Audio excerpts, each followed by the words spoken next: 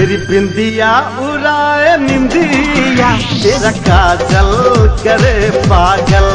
तेरी बिंदिया उड़ाए निंदिया, तेरा काजल करे पागल। छम छम जो बजी तेरी पायल, छम छम जो बजी तेरी पायल, दिल हो जाता मेरा घायल। पिया तुझ संग लगी लगन, मन नाचे होके मगन। पिया तुझ संग लगी लगन, मन नाचे होके मगन। तन मन में उठे है तिरंगे, तन मन में उठे है तिरंगे, भर लेता तू जब बहियन में। ओ तेरी बिंदिया उड़ाए निंदिया, तेरा काजल करे पागल। पिया तुझ संग लगी लगन, मन नाचे होके मगन।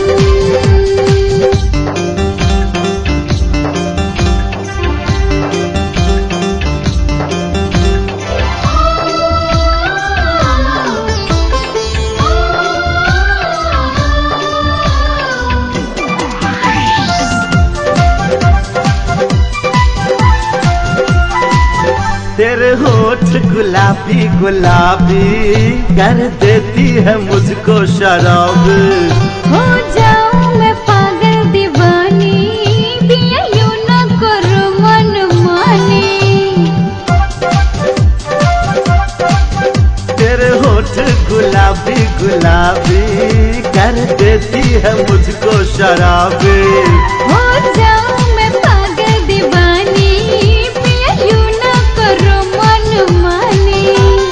सजनी बना लूं मैं तुझको, एक पल चैन आए न मुझको। ओ सजनी बना लूं मैं तुझको, एक पल चैन आए न मुझको। डोली लेके आ जाओ अंगना, डोली लेके आ जाओ अंगना, तुझको गहना बना लूं मैं सजना। हो तेरी बिंदिया उड़ाए निंदिया, तेरा काजल करे पागल। पिया तुझ संग लगी लगन, मन नाचे होके मगन।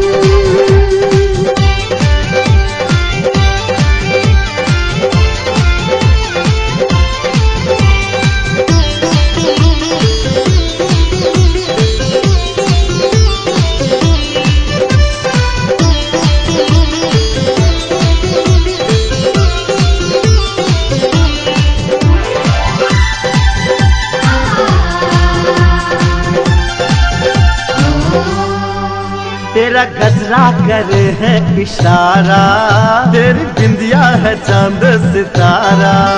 आ जाओ ना अब तो सजना, तेरे बिन नहीं रहना गवारा।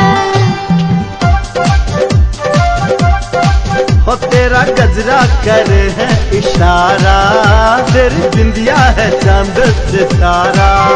आ जाओ ना अब तो सजना, तेरे बिन नहीं रहना गवारा। तेरी झुकी झुकी नजरे सजनिया, बना लूं मैं तुझको दुल्हनिया। हो तेरी झुकी झुकी नजरे सजनिया, बना लूं मैं तुझको दुल्हनिया। तू ही मेरे सपनों के राजा, तू ही मेरे सपनों के राजा, आके मेरे दिल में समा जा। तेरी बिंदिया उड़ाए निंदिया, तेरा काजल करे पागल।